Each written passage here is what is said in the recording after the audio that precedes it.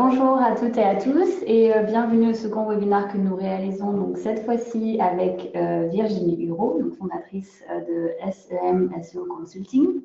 Nous allons aujourd'hui parler du référencement web et notamment de la façon dont nous devons travailler pour gagner en visibilité et en trafic. Si vous avez des questions pendant le webinaire, n'hésitez surtout pas à nous les écrire directement dans l'onglet questions et nous y répondrons à la fin du webinaire. Pour ceux qui ne connaissent pas encore Ranking Coach, je vais vous faire une rapide présentation. Donc, Ranking Coach a été créé en 2013 par FairRank, une agence marketing qui proposait alors ce dernier comme service SEO à leurs clients. Et la demande a été tellement forte dans ce domaine que Ranking Coach est alors devenu une entreprise à part entière une année plus tard. En 2015, le produit Ranking Coach s'est internationalisé. Il est maintenant proposé dans plus de 25 pays et en 9 langues. Il y a 3 ans, nous avons créé donc 2 nouveaux produits. Ranking Coach Ads, qui permet de gérer facilement les campagnes Google Ads à partir de l'outil, et Listing Coach qui permet lui de travailler sa présence en ligne via l'ensemble des annuaires les plus importants. Il y a 2 ans, nous avons reçu un fonds d'investissement important de la part de United Internet qui possède l'entreprise One and One par exemple. Et il y a de cela quelques mois, nous avons lancé Ranking Coach 360, donc une version qui permet de travailler l'ensemble de son marketing en ligne grâce à la partie SEO, l'option Ranking Coach Ads et l'option Listing Coach, et tout cela à partir d'une seule et même plateforme. Aujourd'hui, Ranking Coach, c'est plus de 150 000 clients actifs, plus de 100 employés, un support quotidien et de nombreux partenaires tout autour du monde. Pour parler un peu de l'outil Ranking Coach, c'est un produit qui permet de travailler l'ensemble de son marketing en ligne et de sa notoriété. Notamment grâce à la réalisation de tâches dans le domaine du référencement naturel, donc des tâches accompagnées de tutoriels vidéo pour aider dans la mise en place des changements à implanter dans son site internet, mais également à gérer ses campagnes Google Ads et donc à mettre en place un référencement payant pour certains mots-clés qui sont un peu plus difficiles à travailler en termes de classement. Il permet aussi de travailler sa présence locale avec les inscriptions synchronisées sur les annuaires en ligne, mais aussi la gestion des avis clients. Et pour finir, le logiciel permet aussi de travailler également sa présence dans les réseaux sociaux grâce à des tâches pour ces derniers, ainsi qu'à suivi des actions réalisées par l'entreprise, mais également par ses concurrents. Donc voilà un petit peu pour Ranking Coach. Du coup, je vais maintenant laisser la parole à Virginie qui va nous en dire un petit peu plus sur elle et sur SEM SEO Consulting. Très bien, merci Eva. Alors, moi c'est Virginie, ça fait 1 an que je suis à mon compte aujourd'hui pour SEM SEO Consulting. J'ai créé tout frais 1 an, donc joyeux anniversaire SEM SEO, mes enfants, parce que c'est ce mois-ci. En fait, c'est très personnel de ma part, du fait que j'étais référenceur il y a 10 ans, que j'ai pas voulu de référencement parce que j'ai été pris et alpaguée par la publicité.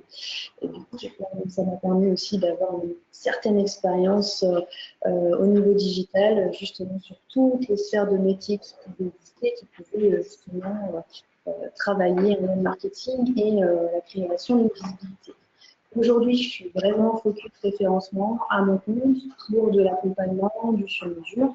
L'idée étant de vous offrir quelque chose comme partenariat, de vous intégrer, on va dire, dans une démarche de pédagogie, de compréhension du référencement, de compréhension de votre visibilité, et puis justement vous aider, vous accompagner avec ce que vous avez, les moyens que vous avez, les budgets que vous avez, pour vous offrir une première notoriété, une première visibilité, construire un site qualitatif, techniquement viable pour les moteurs de recherche. Voilà, l'idée c'est vraiment de pouvoir surfer sur un accompagnement, un coaching, hein, c'est quelque part, je remets bien le terme coaching de Ranking Coach là-dessus, c'est un coaching pour votre site web, voilà, pour votre visibilité, pour votre notoriété, pour votre visibilité, votre vous virtuel, pour la valeur de votre entreprise, mais côté virtuel.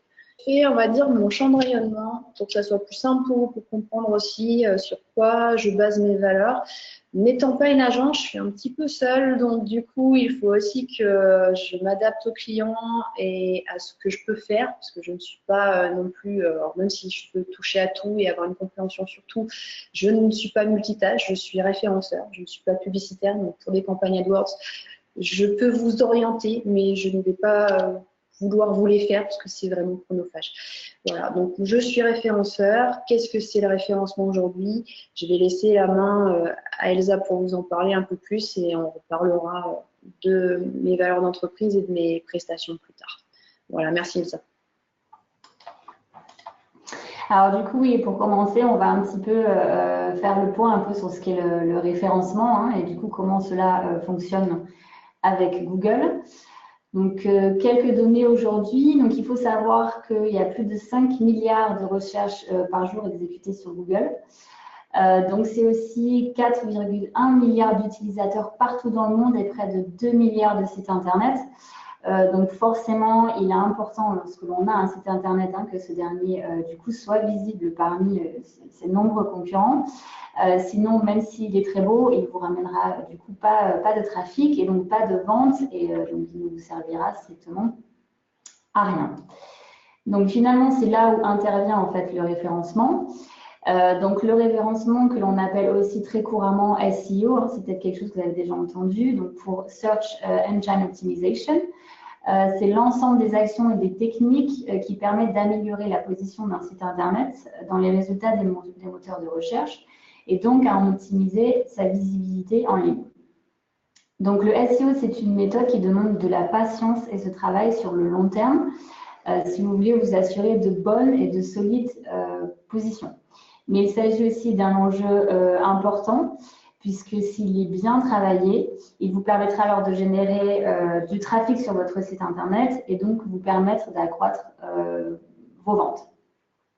Il y a deux sortes de référencement, donc le référencement dit naturel et le référencement payant. Donc le référencement naturel regroupe en fait toutes les techniques utilisées pour améliorer le positionnement d'un site internet ainsi que de la notoriété de la marque. Le référencement payant, lui, s'associe aux campagnes publicitaires comme les campagnes Google Ads, par exemple. Mais du coup, aujourd'hui, l'idée, c'est de vous parler du référencement naturel et de comment l'utiliser, en fait, hein, pour l'augmenter sans avoir à payer de publicité en ligne. Alors, merci Elsa. Je rebondis un peu sur ce que tu as dit, en sachant qu'il faut que vous sachiez que le référencement aujourd'hui, c'est aussi une stratégie de web marketing, c'est une stratégie de marketing, pas forcément uniquement de communication. Le référencement, oui, il y a le naturel et le payant. Moi, aujourd'hui, je suis vraiment spécialisée dans le naturel parce que c'est aussi des choses que vous pouvez travailler vous-même sur un certain niveau, une certaine base qui on va dire, touche votre contenu, qui touche votre structure de site et qui sont, on va dire, les premières étapes de votre visibilité. On parlait aussi du fait que ça vous apporte du trafic.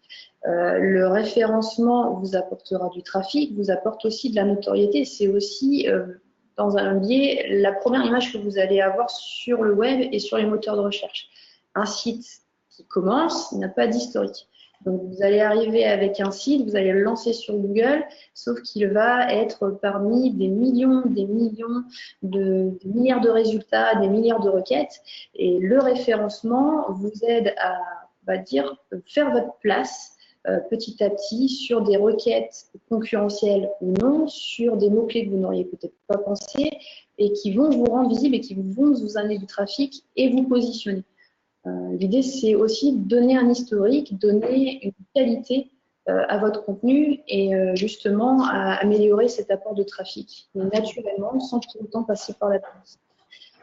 On va passer sur le côté site aujourd'hui en 2019, parce que dans un sens, je voulais être claire avec vous, et attention, parce que j'ai vu encore des professeurs d'université qui parlaient de référencement avec des slides de 2017, enfin 2007 même. Le référencement de 2019 n'est pas le même qu'il y a 10 ans. Aujourd'hui, Google est clair, il évolue, il demande énormément de modifications liées aux usages utilisateurs. Et votre site a beau être beau, il faut aussi qu'il soit pratique et que dans un sens, il réponde à l'usage et à la requête utilisateur. Si la personne ne vous trouve pas via Google, vous n'aurez pratiquement pas de trafic. Si vous n'êtes pas sur la visibilité locale et que vous ne mettez pas en place la visibilité locale alors que vous avez un marché local, vous n'aurez pas forcément beaucoup de trafic non plus. L'idée est vraiment d'avoir deux logiques. La logique Google, la logique utilisateur. Il faut que vous pensiez votre site pour vous, oui, qui vous fasse plaisir, mais vous pensiez aussi le site pour que les utilisateurs vous trouvent. Que va chercher l'utilisateur quand il va vouloir faire appel à votre service? C'est la question que vous ayez en tête. Donc aujourd'hui, pour un site qualitatif et un site 2019, il faut qu'il soit mobile forcément, parce que les gens sont toujours sur mobile. Aujourd'hui, très peu utilisent maintenant l'ordinateur à part au travail. C'est principalement un usage, vous rentrez chez vous, limite, je suis sûre qu'il y en a certains qui peuvent avoir aussi une Google Home ou une assistance à domicile. Voilà, aujourd'hui, il y a beaucoup d'outils connectés, les montres, donc tout est dans la mobilité. La rapidité, forcément, parce que tout ce qui est lié au mobile ne joue pas sur les mêmes services. Il faut que ça soit facile d'utilisation, rapide, que les pages s'affichent. Donc, attention aux images trop lourdes. Tout ce qui est structurel, parce qu'aujourd'hui, il y a une grosse présence de code. Hein, c'est pour ça qu'on va vous en parler. Il y a des manières d'enrichir les résultats de recherche, comme pour les restaurants, avec des fiches peut-être d'événementiel ou des mises en valeur de recettes. Il y a énormément de méthodes pour se valoriser et se faire valoriser par rapport à la concurrence sur un résultat de recherche. Voilà. Je vous passe le retour. Aujourd'hui, on est là aussi pour vous sensibiliser à ça, pour vous faire connaître le référencement. Je voulais en profiter pour vous donner des bases, parce qu'aujourd'hui, tout le monde peut faire son référencement à différents niveaux, différents degrés. Et j'aime à parler de pyramide du référencement. Aujourd'hui, pour qu'un site soit qualitatif et OK, opérationnel sur les moteurs de recherche, il faut qu'il ait une structure, une architecture solide. Donc, attention, si vous utilisez un PrestaShop, si vous utilisez un WordPress, choisissez bien votre techno de démarrage. En suivant, vous avez le contenu mot-clé. Elsa va y revenir, elle va vous en parler. C'est super important, c'est, on va dire, une des clés de voûte pour le référencement. Ensuite, vous avez tout votre travail de notoriété, d'e-réputation, de qualité et qui génère, on va dire, un petit lien utile et aujourd'hui nécessaire avec le réseau social. Donc, voilà, aujourd'hui, partez sur ce principe-là, partez sur ces différentes étapes pour construire votre site Internet et votre visibilité. Ça va être important pour vous, pour la suite et pour avoir des bases solides. Oui, mais du coup, c'est ce que tu disais à l'instant. Hein, donc, il y a plusieurs bases à travailler en termes de référencement naturel. Un des premiers points à prendre en considération, c'est en effet les mots-clés. Donc, un mot-clé, c'est un mot ou l'ensemble de mots qui est entré directement par un internaute dans un moteur de recherche lorsqu'il effectue une recherche d'information ou bien un produit ou un service. Donc, lorsque l'on sélectionne les mots-clés à ajouter à son site Internet, il est important de faire attention au volume de recherche de chaque mot-clé. Il est important que les gens recherchent le mot-clé sur Internet, ainsi qu'à la concurrence du coup de ces derniers et donc à la difficulté de référencement associée aux mots-clés. S'il est par exemple trop général, ce sera très difficile d'apparaître à de bonnes positions. Donc, il faut bien se renseigner un petit peu sur les mots-clés que vous souhaitez utiliser. Donc ça, c'est vraiment important. Et du coup, pour trouver les mots-clés qui sont pertinents à votre entreprise, n'hésitez pas à vous mettre à la place de vos clients et à réfléchir à ce qui fait votre force par rapport à vos concurrents. En sachant qu'en général, on utilise à peu près 2-3 mots-clés pour la page d'accueil et un seul mot-clé ensuite par page en fonction de l'information principale qui s'y situe. Après les mots-clés, le contenu de votre site Internet est lui aussi extrêmement important. Donc, c'est pour moi le point à prendre en considération. Ça rejoint un petit peu aussi les mots-clés, puisqu'il est important du coup d'y placer les mots-clés que vous avez précédemment sélectionnés dans le contenu du coup de votre site Internet. En sachant que votre contenu doit être unique, ne faites pas de copier-coller, suffisamment long, il faut que ce soit quand même intéressant. Donc on part en général sur 1000 mots, il faut qu'il soit compréhensible et il faut qu'il y ait un réel intérêt du coup pour l'internaute qui va lire les textes situés dans votre site internet. Ne vous contentez surtout pas de placer des mots-clés les uns à la suite des autres, sans aucun sens. Il n'y a absolument aucun intérêt pour vos visiteurs qui du coup ne resteront pas sur vos pages, et ce qui aura finalement un impact négatif sur vos classements, puisque Google va voir que l'internaute quitte votre site internet rapidement, et donc il n'y a pas forcément un grand intérêt de le placer en première position. Donc faites vraiment très attention à tout ça. Votre contenu doit également être structuré, notamment avec des titres de différents formats. Vous placerez là aussi vos mots-clés. Donc, on a H1, un H1 en général par page, ensuite H2, H3, H4, H5. Enfin, tout dépend du nombre de titres du coup que vous souhaitez ajouter à votre contenu. Il est important aussi de bien travailler donc, ces métadonnées. C'est un autre point essentiel. Donc, les métadonnées sont les informations que vous trouverez dans la liste de résultats lorsque vous faites une recherche sur Internet. J'ai mis un petit exemple ici avec Ranking Coach. Donc, ces données, elles ne sont pas visibles par les visiteurs de votre site Internet. Elles n'apparaissent pas dans votre contenu. Elles sont cependant très importantes pour l'évaluation des moteurs de recherche. Donc, il y a le métatitre que vous trouverez du coup ici en violet. Et la métadescription, donc c'est la petite phrase en noir. Ces métadonnées doivent contenir vos mots-clés, doivent décrire brièvement votre entreprise, doivent susciter l'intérêt de l'internaute à se rendre du coup sur votre site internet. Et si vous opérez en local, elles doivent également contenir le nom de votre ville, de votre département, de votre région, enfin là où du coup vous avez votre business. Donc en général, le métatitre, il ne doit pas dépasser les 60 caractères et la métadescription, on est plus sur les 150 caractères. Vous devez avoir des métadonnées différentes pour l'ensemble des pages de votre site internet. C'est très important. Là encore, ne faites surtout pas de copier-coller. Non, en fait, j'étais restée sur les métadonnées parce qu'aujourd'hui, il existe tellement de systèmes pour les améliorer, en plus du titre et de la description, que ça devient presque complexe de travailler. Il y aurait presque un marketing spécifique à développer pour la donnée. Je continue sur quelque part cette pyramide parce qu'on en est typiquement dans le schéma. On n'a pas parlé de technologie parce que c'est à vous de choisir aussi votre CMS. Elsa a parlé justement des contenus, mots-clés, mise en place justement d'enrichissement sur les métadonnées, sur les search. Là, moi, je continue sur le travail de notoriété parce qu'il faut que vous sachiez, c'est important d'avoir une visibilité aussi qui n'est pas que sur le site web. Vous avez différents leviers de visibilité et il est aussi super facile, on va dire, d'avoir de la mauvaise réputation. Gérer une mauvaise réputation est toujours plus compliqué quand on n'a pas le contrôle. Donc, comment contrôler dans un sens aussi sa notoriété, sa visibilité? Eh ben, c'est être acteur et actif de vos valeurs et de votre visibilité. La quête de backlink, pourquoi backlink et qu'est-ce qu'on appelle un backlink? En gros, c'est à un moment donné, il faut que les gens parlent de vous. Les contenus sont qualitatifs ou pas. Si vous écrivez pour vous, les gens n'auront peut-être pas forcément envie de vous lire. Donc, l'intérêt d'avoir un contenu unique, c'est aussi un contenu de qualité et d'intérêt. Les gens ont besoin de lire, même si en règle générale, on est d'accord que les gens ne lisent pas toujours, mais il faut que quand ils tapent une requête, il faut que dans votre contenu, il y ait la réponse à cette requête. Les gens cherchent quelque chose. Comment vous trouvez?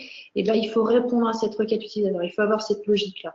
Donc, pensez à la place de l'utilisateur. Essayez de réfléchir qu'est-ce qu'il a envie de lire, qu'est-ce qu'il a envie de trouver, comment lui répondre et surtout, potentiellement, comment le garder, comment le fidéliser, comment faire parler de ce contenu. Si votre contenu est quali, eh bien, vous allez avoir du backlink. Vous allez avoir des gens qui vont parler de vous, qui vont diffuser, qui vont partager votre contenu. D'où l'intérêt des réseaux sociaux.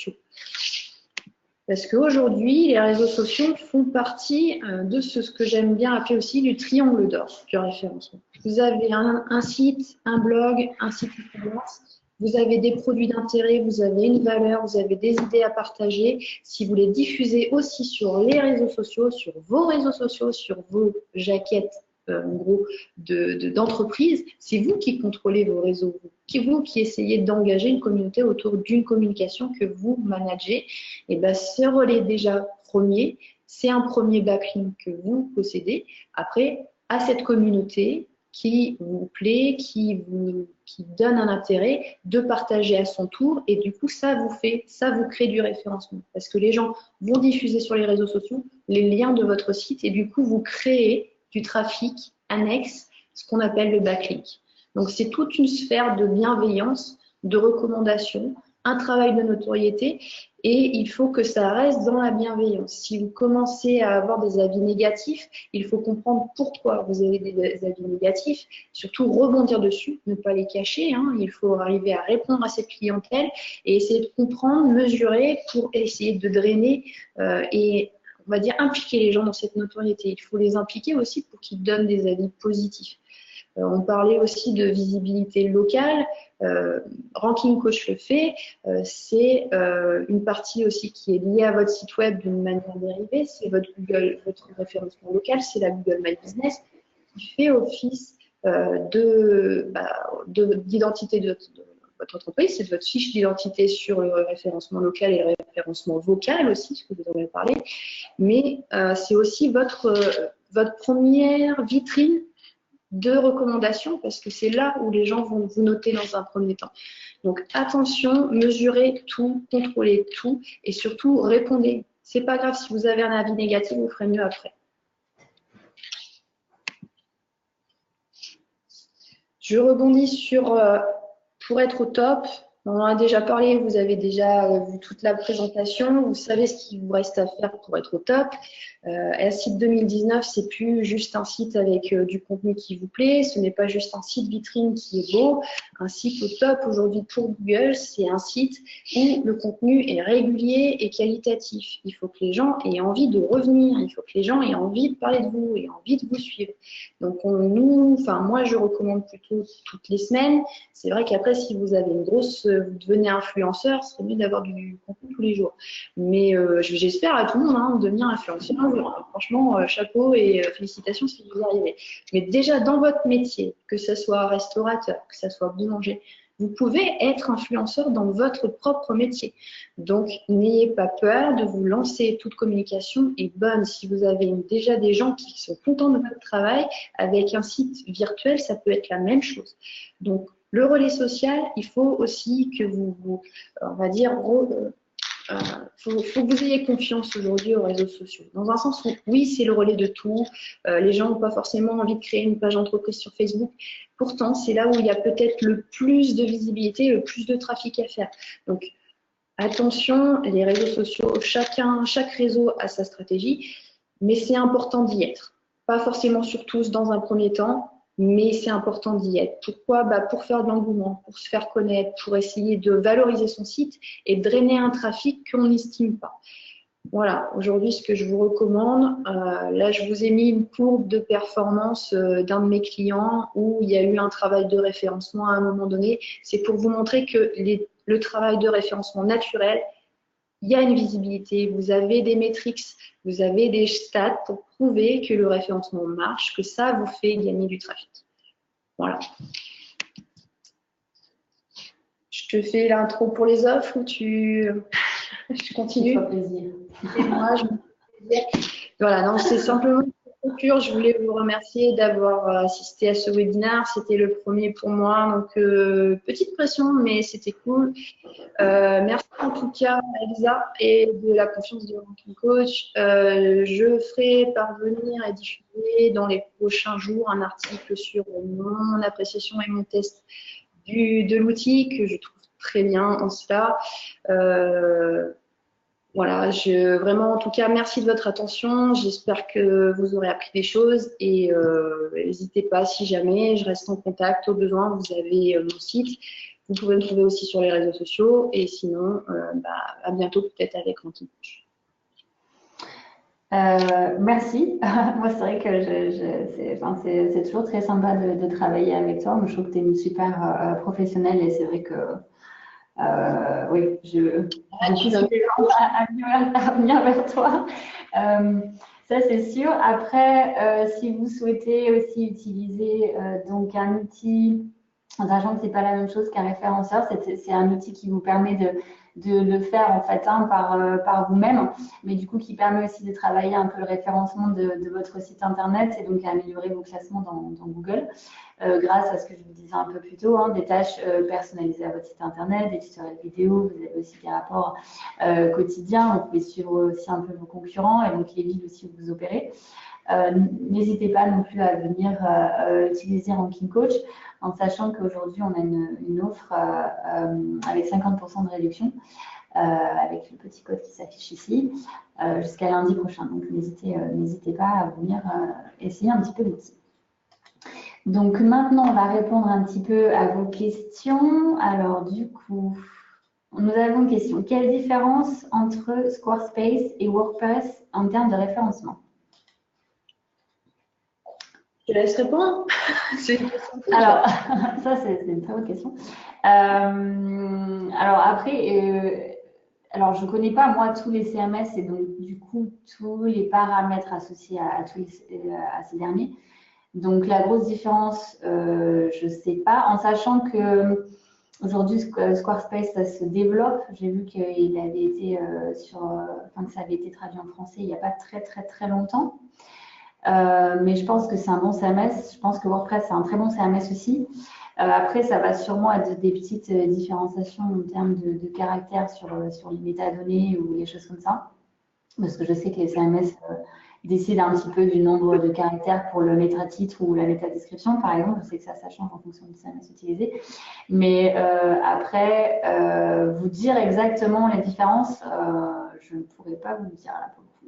Je ne sais pas si toi tu connais sur la question. Après, je n'ai pas testé Squarespace, je ne connais pas encore tous les méandres du CMS. Ça serait intéressant d'avoir un pilote sur Squarespace pour tester, pour approuver. C'est toujours un challenge finalement quand tu as du référencement sur un nouveau CMS, tu te fais la main. Moi, je suis plutôt pro WordPress, dans un sens où WordPress, c'est on va dire, un vieux de la vieille. Hein, c'est une techno qu'on sait, qu'on connaît, on a des add-ons qu'on sait manipuler, on a déjà, on va dire, des automatismes dessus. Dès qu'on a un nouveau CMS qui apparaît, souvent tous les modules ne sont pas disponibles, il y a une grosse partie d'encodage. Je ne sais pas comment il fait Squarespace, mais j'ai pu tester Shopify, j'ai pu tester PrestaShop, j'ai pu tester même Wix. J'ai pas mal de clients sur Wix. On fait quand même quelques petits miracles avec Wix, mais tout ce qui est module de préfabrication de sites, comme du Wix, comme 1, 2, 3 sites web, plein de modules comme ça, même à un moment donné, one-on-one, c'est très préformaté par le créateur et c'est très pro-amateur. C'est-à-dire qu'un référenceur va travailler le code. Le référenceur va essayer de travailler dans le code pour améliorer les datadonnées, pour améliorer tout ce qui est partie robot, sitemap, etc. Vous avez vraiment une grosse partie technique où WordPress y répond avec des add-ons. Tout ce qui est nouveau CMS sans add-on ou avec très peu d'add-on, ça peut devenir compliqué pour faire un très bon référencement. En tout cas, un référencement, on va dire, très poussé, très professionnel. Il peut y avoir des bases, mais on est vite limité. Avec un Wix, je vais être très vite limité dans mon optimisation. Il va falloir que je passe à faire une migration de site web. Donc, je ne sais pas, j'avoue, je vais sûrement tester le CMS Squarespace dans pas longtemps en tout cas. Mais, merci pour la question. Du coup, je note sur la to-do list. Ouais, ça fait des challenges. Alors, une autre question. Combien de temps faut-il pour être référencé sur Google? Ça dépend. Une autre question. Oui, en effet, ça dépend. C'est de quand Google va analyser le site internet. Pour être référencé numéro 1 ou référencé. Combien de temps faut-il pour être référencé sur Google? Donc, je pense que c'est quand est-ce que Google va prendre en compte le site internet, c'est comme ça du coup. Juste l'indexation. L'indexation, en fait, il vous suffit de demander à Google que le site soit indexé et une fois qu'il est indexé, il est visible sur les moteurs. Après, on parle de référencement et de positionnement. Quand on est référencé, c'est qu'on commence à travailler son positionnement. Le positionnement, c'est idéalement arriver en première page de Google. Aujourd'hui, on ne parle plus de première position, hein, parce que vu la concurrence et toutes les métadonnées existantes qui prennent la place, on parle déjà d'être en pôle première position, première page dans le top 10, déjà exceptionnellement bien, en sachant que pour être dans cette pole position, il faut quand même pas mal de backlinks, il faut quand même pas mal d'historique. On peut avoir une augmentation de trafic et de visibilité sur du très court terme, avec une longue traîne bien travaillée dans les premières semaines, 3 semaines. Moi, j'estime sur 3-5 mois pour avoir une vraie visibilité de trafic et une mesure d'audience intéressante pour après recerner le positionnement. Après, il ne faut pas oublier que le référencement naturel sans publicité est sur du long terme, c'est de l'investissement, c'est un travail comme… Imaginez-vous, dans le monde actuel, allez, on parle de coaching, allez dans une salle de fitness, vous ne connaissez personne. Vous n'allez pas forcément être la mascotte du jour au lendemain. Hein, il faut travailler vos relations. Un site web, c'est exactement pareil, donc, ça prend du temps. Ça prend du temps. Après, on peut très bien avoir énormément de trafic rapidement sur les premières semaines, mais les positions, pour être sûr qu'elles soient stables, fiables et qu'on vous recommande pour qu'il y ait une vraie concurrence sur les positions, on va dire les mots-clés très concurrentiels, ça prend du temps. Et 5 mois minimum si c'est 1 an, mais vous ne serez pas en top 10 sur un mot très, très, très concurrentiel comme ça du jour au lendemain. Pas rêver non plus. C'est pas un miracle. Après, si vraiment vous voulez que vous avez des budgets, faites du AdWords. Hein, mais, ouais. Oui, du coup, après, ça va être sur du court terme et sur des mots-clés bien précis. Mais c'est vrai que ouais, si on veut apparaître du coup sur la première page de Google, parce que c'est vrai que la deuxième, bon, enfin, on a un peu des internautes qui s'y rendent, mais c'est vrai que le pourcentage chute énormément hein, quand on passe de la première à la seconde page. C'est vrai que c'est des choses qui mettent un petit peu du temps, hein, comme on disait tout à l'heure. Enfin, il y a un nombre impressionnant de sites internet. Donc forcément, pour pouvoir un peu dépasser au fur et à mesure ceux qui sont placés avant vous, ça prend du temps et de l'implication. Ça, c'est sûr qu'il faut pas mal de patience. Alors, quelle autre question j'ai? Une fois que je suis bien positionnée, que dois-je faire? Ouais, dois-je faire quelque chose? Continuer à être bien positionné, dynamiser, continuer à écrire, continuer à animer la communauté. Il faut garder cette pole position parce qu'elle est très dure à garder. Et astuce entre nous, 2020, référencement vocal. OK Google. OK Google. Essayez de réfléchir à ça. Qu'est-ce qui va faire ressortir votre site? Quelles requêtes les gens vont dire? Ça, c'est important. Le FAQ, c'est pas mal utilisé d'ailleurs hein, pour la recherche vocale. Hein. Vous pouvez vous poser directement les questions et vous y mettez les réponses. Et c'est vrai que ça, ouais, ça commence un petit peu à rentrer dans les éléments en fait, hein, que prend en compte du coup Google pour classer un site internet. Mais oui, du coup, je te rejoins complètement. C'est garder son site internet à jour et ajouter de nouvelles informations régulièrement. Faites attention aussi que les liens du coup retour que vous avez n'amènent pas à des sites internet qui n'existent plus et continuez aussi à en avoir de nouveau. Plus vous avez un réseau important avec bien sûr des sites internet de qualité. Hein. Ne prenez pas par exemple votre voisin qui va faire un site internet pour vendre un peu ce qui se trouve dans son garage. Si vous êtes un restaurant, enfin il n'y aura pas d'intérêt. Donc trouvez des bons sites internet avec qui du coup travailler. Communiquer aussi régulièrement sur les réseaux sociaux, hein, c'est ce que tu disais tout à l'heure, très important parce que c'est là aujourd'hui que les internautes se situent aussi. Hein, quand on voit la fréquentation de Facebook, par exemple, hein, c'est juste affolant. Donc surtout, n'hésitez pas à utiliser ces réseaux sociaux pour communiquer. Et du coup aussi, si vous avez un blog, ce qui est intéressant aussi, d'ailleurs, on va avoir un webinaire sur le blog et du coup son intérêt. Pareil, hein, communiquer aussi beaucoup à travers ce support. Travailler aussi donc vos mots-clés, donc c'est ce que tu disais tout à l'heure.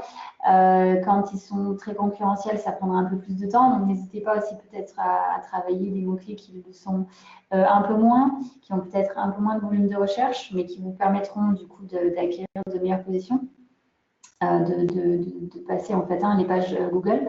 Et après, peut-être une fois que vous avez donc ces meilleures positions, du coup, de travailler des mots-clés qui sont un peu plus concurrentiels. Donc, ouais, finalement, le SEO, c'est un travail continu. C'est ça. Autre chose par rapport si vous avez un blog, mais je pense que vous ferez un autre webinaire, je ne vais pas trop mâcher le truc, vous avez des en numéro 1 ou qui sont super bien positionnés, qui continuent à faire du trafic, attention, à un moment donné, au niveau de la date de création et de l'information qu'il y a dessus, n'hésitez pas à recycler des vieux articles en faisant du maillage entre articles, en faisant des articles d'annuaire pour rediriger les gens vers des thématiques qui les intéressent. Il faut souvent dynamiser un contenu. C'est pas toujours le même. Même si c'est un blog et que ça a, je sais pas moi, un article il y a 3 ans, peut-être que cet article il y a 3 ans, il peut ressortir avec une actualité, il peut être redynamisé.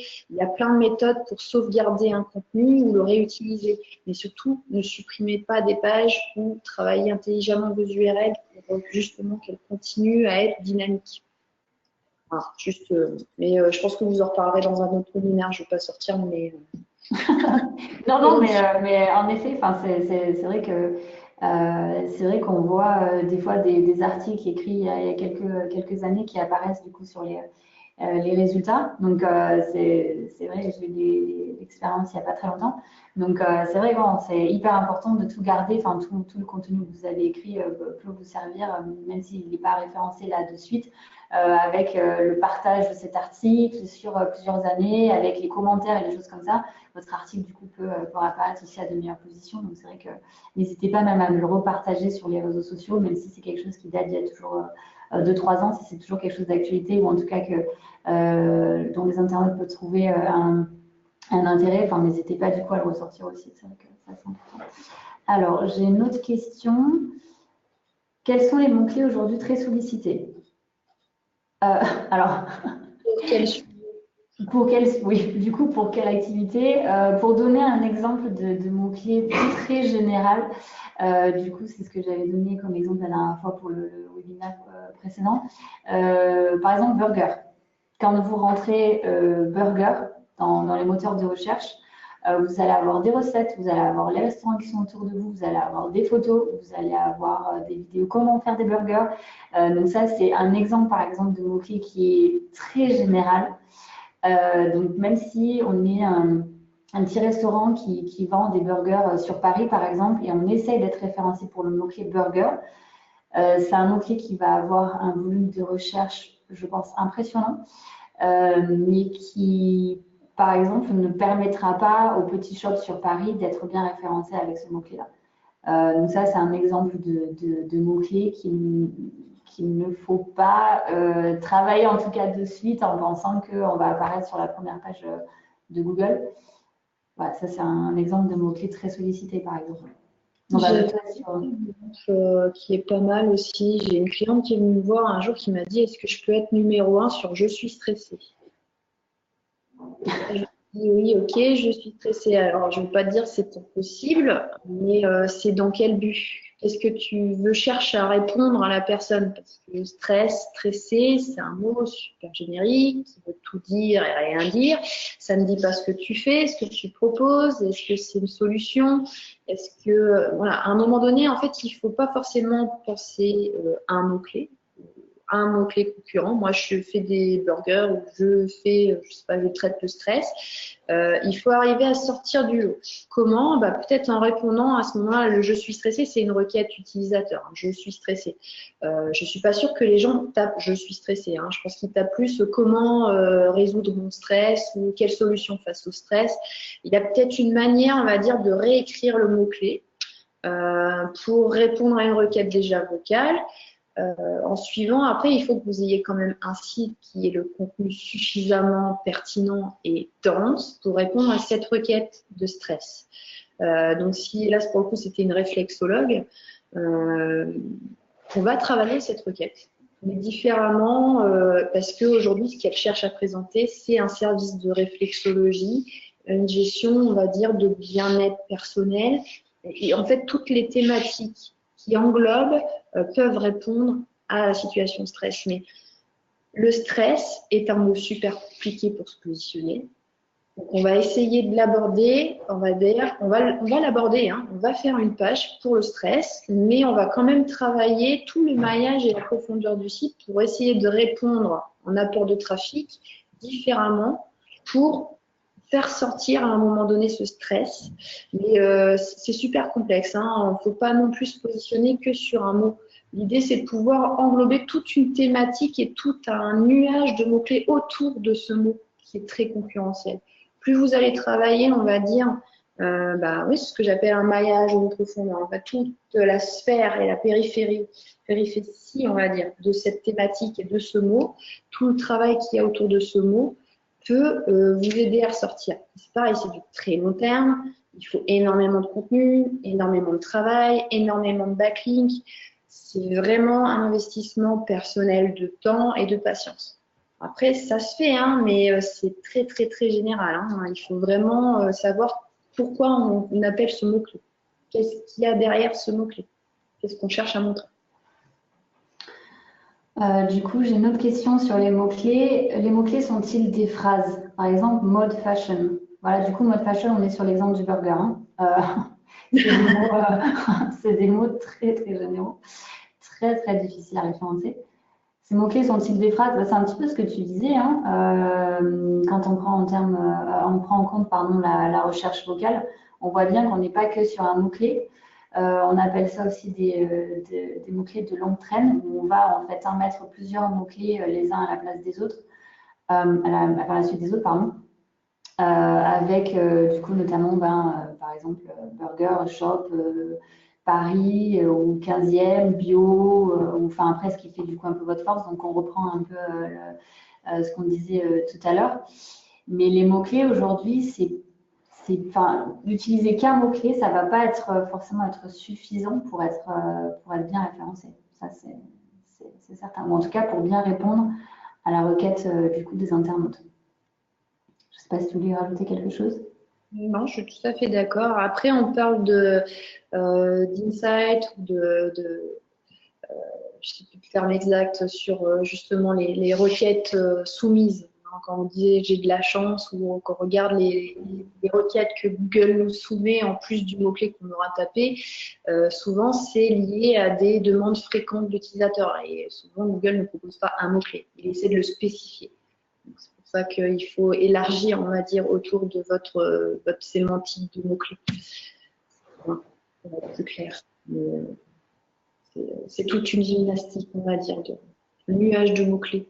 On ne parle pas d'un mot-clé. Non, ouais, c'est vraiment très difficile. Je vois une dernière question. Faut-il une com extérieure comme par exemple des papiers dans la presse? Ça fait partie de la visibilité, mais ça va être difficilement traçable sur votre site internet. En tout cas, du coup, je ne sais pas si c'était la question par rapport à ça ou si aussi du coup utiliser de la communication, du marketing traditionnel en plus du marketing digital. Je ne sais pas du coup si c'est vraiment la question, mais alors après, c'est encore ce que disait Virginie tout à l'heure. Le marketing aujourd'hui tend à changer. Hein. On est encore aujourd'hui, Google est en train de travailler, par exemple, pour la recherche vocale, de prendre la recherche vocale en compte, du coup, dans ces éléments de classement. Donc après, tout ce qui est papier, ça peut être utilisé, mais je me focaliserai plus sur le marketing digital, donc tout ce qui est site internet, réseaux sociaux, les annuaires en ligne, tout cet aspect-là, plus que du coup des publicités dans les magazines, mais après, ça peut être complémentaire. Ce n'est pas forcément à oublier non plus. C'est juste l'évolution en fonction de. Je vais faire de mes mesures parce qu'en fait, alors attention, le papier aujourd'hui, vous n'allez pas tracer, on va dire, vous n'allez pas suivre le trafic que ça va vous donner. Vous faites une publicité dans un journal, si vous ne mettez pas un code promo ou quelque chose qui vous permet de savoir que ça vient de cette publication, vous n'allez pas du tout mesurer l'impact que ça a sur votre visibilité alors je parle pas de digital, je parle de web, parce que le digital aujourd'hui, ça peut être un objet connecté ou une affiche placardisée qui est dynamique dans la rue. Le digital, c'est beaucoup, beaucoup plus vaste que juste le web.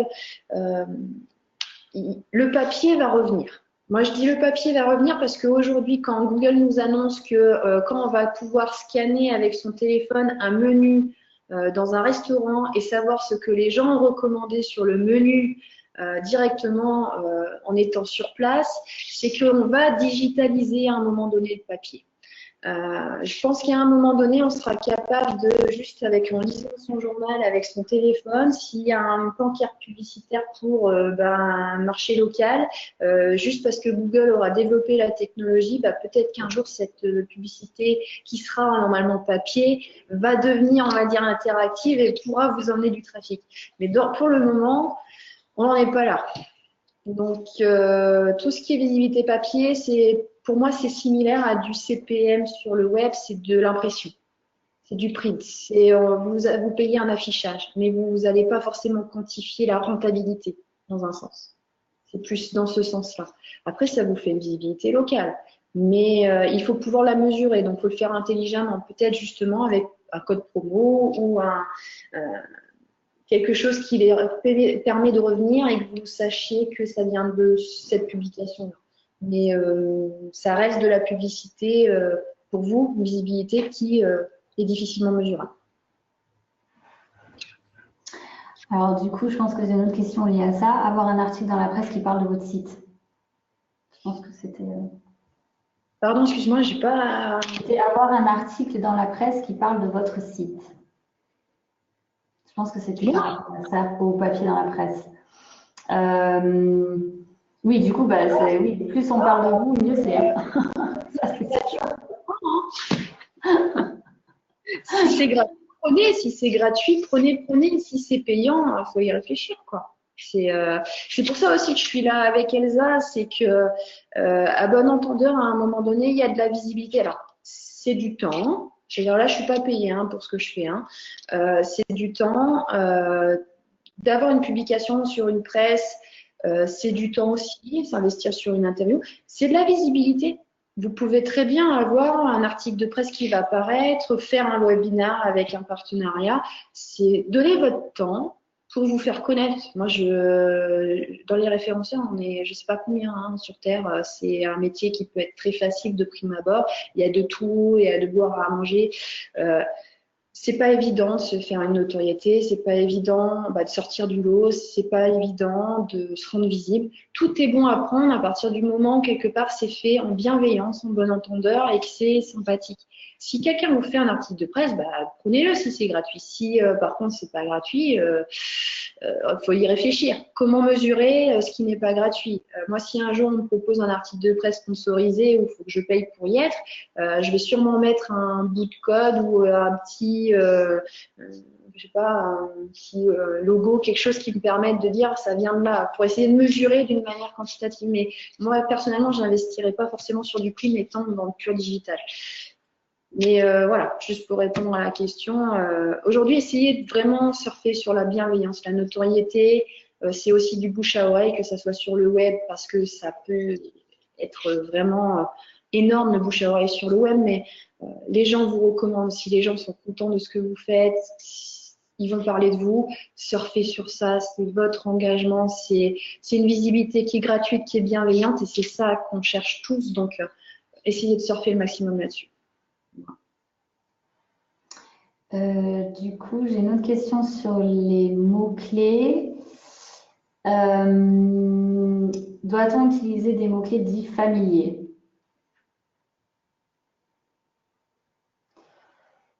Des mots-clés dits familiers. Le familier, je le vois pas souvent. Non, moi non plus, parce que je suis en train de réfléchir.